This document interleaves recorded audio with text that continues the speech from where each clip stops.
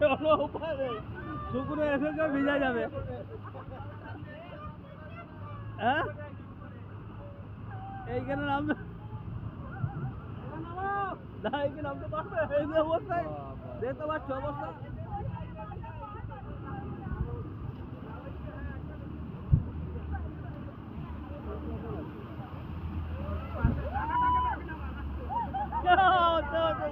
ধরো